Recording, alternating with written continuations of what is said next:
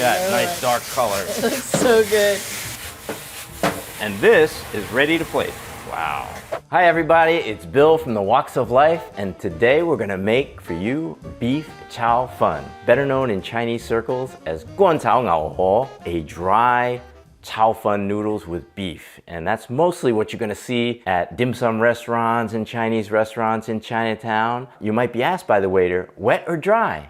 I remember Kaitlin was asked that and she's like, wet? And then Sarah's like, no, dry, I want it dry. So dry has no sauce at all. Wet is saucy. Now Sarah is insistent about dry is the way to go. It's the only way to eat it because it has a lot of wok hei. You get that seared noodle. It's the most iconic one. That's really the one that first came out, and then the wet came a little bit later. But today I'm gonna make the dried version, the 乾炒牛河. You make the choice and you choose the recipe. We have both on the blog.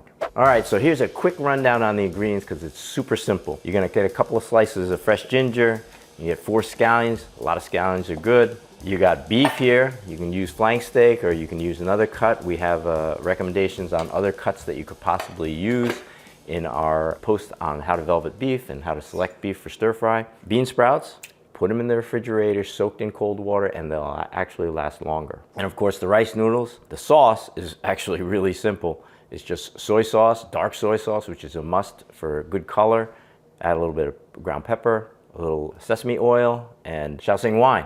And in Chinese cooking, we always use white pepper. So on the rice noodle ratio, whatever you use, and you want the equivalent dried version, make it half. So in our case, our recipe calls for 12 ounces of fresh noodles, soak 6 ounces of dry noodles, and you'll be all good.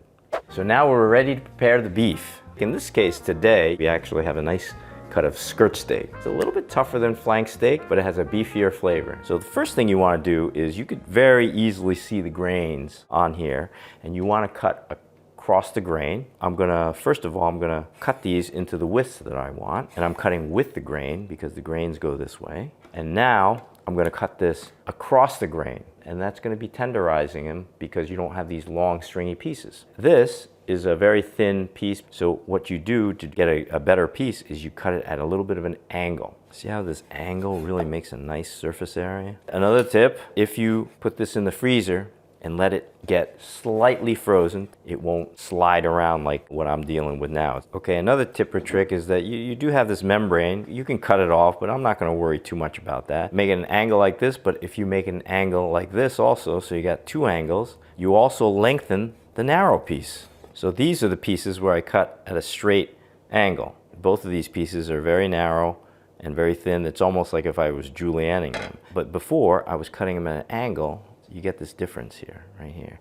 And you see you get a nice broad piece versus this thin piece. So when we make this dish, you have to velvet the beef. So we have a separate YouTube video that shows you complete steps on velveting beef using the shortcut method and using the beef washing method. And we also have a complete post with all the directions in detail on that. We'll leave that link in the description. Today we're gonna use the shortcut method. I'm gonna use some baking soda, about 1/4 teaspoon. I'm going to use 2 tablespoons of water. It's 1, pour it right over that baking soda. And I'm just going to massage this water, baking soda into the beef. Next, we're going to marinate. It's really important actually to get this beef seasoned properly because the flavor of the beef has to stand alone, if you will. So we put 2 teaspoons of regular soy sauce, and we're going to put 2 teaspoons of oyster sauce, because it does have a good flavor into it, umami. But if you can't find it, you could just use your soy sauce. And I add a little bit of Shaoxing wine, which also, by the way, has salt in it. 2 teaspoons of that. And look at this, I'm adding more liquid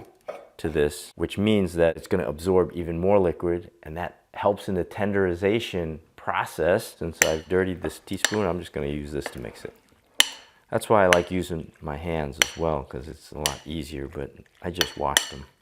Smells really good. It's all a combination. The baking soda working in conjunction with all these seasonings and the wine really helps a lot. Now, we're gonna leave this here and we're gonna let it set for at least 30 minutes. All right, next we're gonna mix up our sauce because everything happens really quickly at the wok and you wanna have your sauce ready. So I'm gonna put 2 tablespoons of regular soy sauce. Then I'm gonna put 2 teaspoons of dark soy sauce. And this is key to not only adding flavor, but it really helps you add color to this dish, and it really darkens it up really nicely. We're gonna add a 1/4 teaspoon sugar, about 1/8 of a teaspoon or just a little shake of white pepper, 1/2 teaspoon of sesame oil, and we'll just give it a little stir so the sugar doesn't settle at the bottom, and your sauce is ready.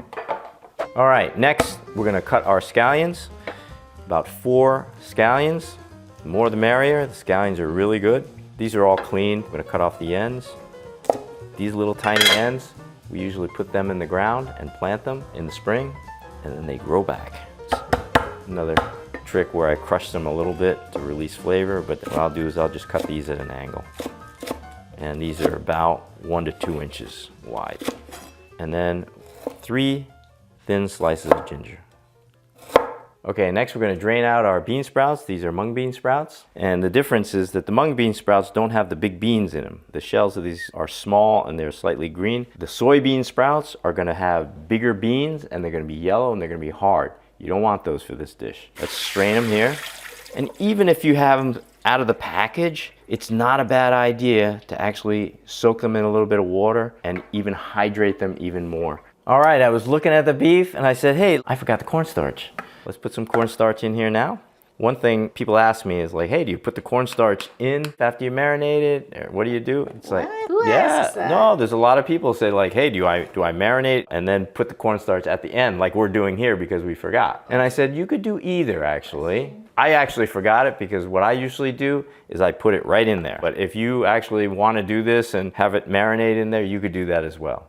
Now it looks right. So now remember, we added 2 tablespoons of water and we added Shaoxing wine, we added soy sauces and oyster sauce, and look, everything absorbed. So we've got a good, healthy 4 tablespoons of liquid in here that this beef has absorbed. That's what makes it really tender and really tasty. So a word about noodles. You have a lot of choices. You can go to the Chinese supermarket and some of them have fresh noodles that might be delivered that day, but some of them might have frozen, refrigerated, vacuum packed. But if you want the best results, believe it or not, it's the dried noodles. They're easy to soak. You just soak these overnight. The next morning you drain them and you're done. Some of these noodles do have to be cut because they're really super long, probably 8 to 10 inches or something like that, for ease of mixing and also for eating. At first I didn't. I said, hey, you gotta have fresh, but most people can't find those across the whole US, mostly on the coast where the Chinatowns are. Also, fresh rice noodles, they do go bad quite quickly. So these dried rice noodles keep well. They're just in your cupboard. You throw them in the night before. If you're in a pinch, you could use hot water and soak them for, let's say, an hour or 2. Follow the directions on the package. Easiest method, throw them like this, leave them overnight. They get fully hydrated and they work great. Now we're gonna drain our noodles right before we're ready to go to the wok because we wanna keep these hydrated. And I want you to see the consistency of these noodles. These noodles aren't soft and floppy. They're hydrated, but they're not yet cooked. That's right. And once these cook up, they're gonna get soft and chewy. Let's go to the wok.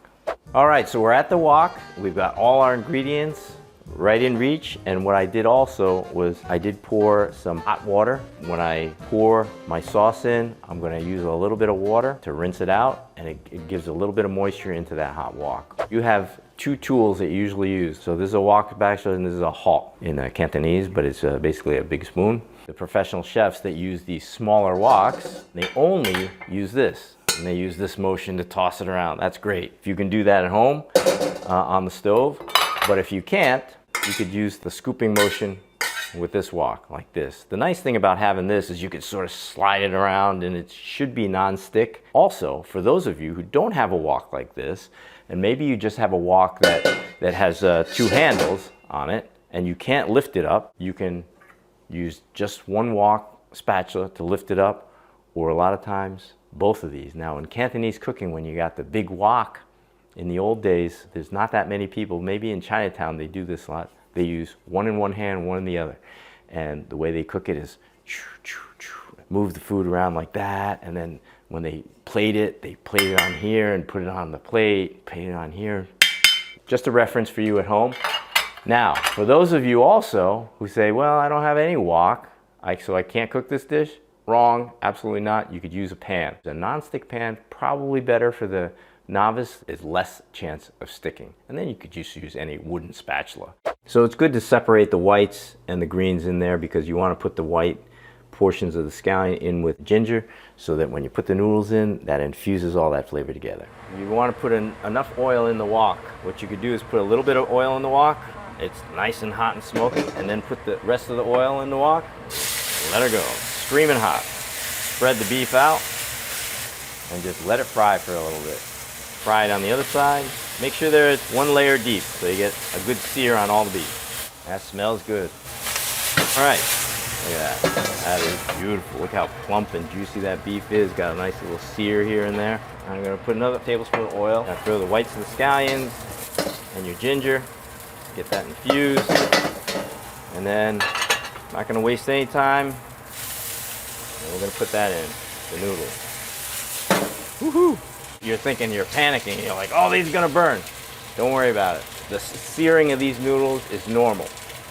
And you want them actually to get a sear. You see that? You see how that noodle has a nice sear on it? That's what you want. And they're softening. And they're softening up. Now is the time where you want to put this liquid in there. And you want to add the beef right away. Whoa. Oh my Look at that nice dark color. It looks so good. Now, we got a little bit of sugar, got a little bit of stuff in here. I'm just going to add a little bit of this and zhuzh it around. And also the flavor. I want to make sure that all the sugar's in there.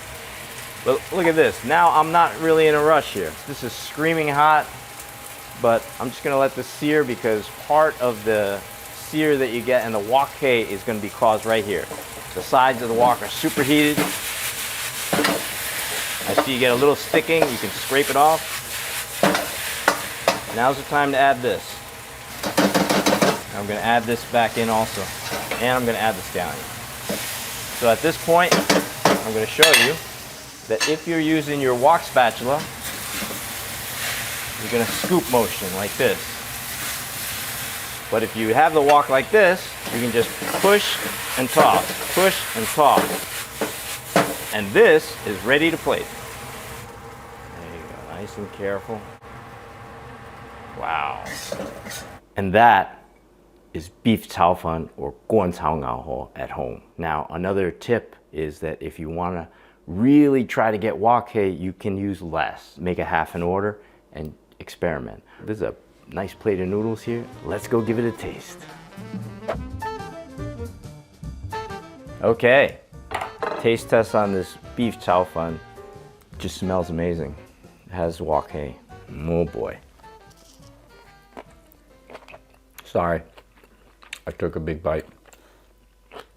Oh, those scallions, the flavor of the beef. If you're worried about your sodium, you can reduce the seasoning, but this is perfect. Another thing that we like to do is put chili oil on top. Adds a little zing to it.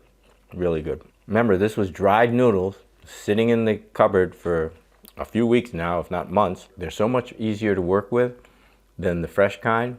Now, I'm not gonna lie, the fresh noodles taste a lot better. If you can get them, use them. But if you can't, you're not missing that much with these. The key is if you can get them from a local Chinatown the morning that they were made and then make the dish the same day.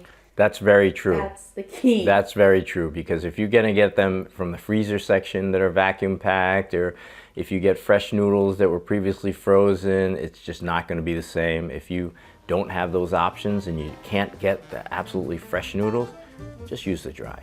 So if you enjoyed this video and you want to make this beef chow fun at home, please give us a like and subscribe to our YouTube channel and check out our website on thewoksoflife.com.